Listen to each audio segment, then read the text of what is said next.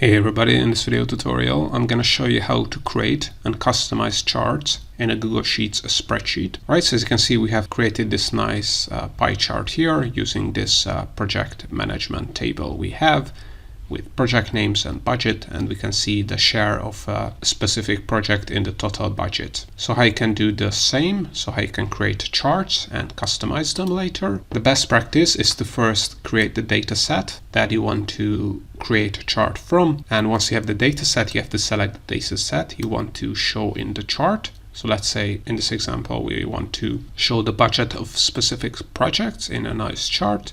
So once you selected the data, all you have to do is click on insert and select chart from this drop down list. And as you can see, by default Google Sheets is clever enough to know that we can use a pie chart here, but if you want to use another chart type you can select that here. So we can have a bar chart, column chart, combo chart, then you have to add more data, but let's keep it now with pie chart. Then you can add labels here, as you can see. So here you can change the labels, as you can see, but this makes more sense with a project name. And then you can not only change the values here, but you can also customize the chart. So you have a lot of customization options. I'm not going to go over all of them. You can change the legend formatting, the chart axis and titles. So you can change the title text here. So as you can see, the chart title has been updated with this. You can change the font of that.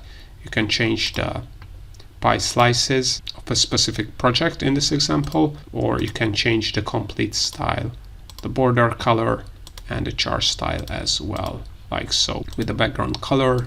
So as you can see, you have many customization options here, but all know this how you can create and customize charts in a Google Sheets spreadsheet.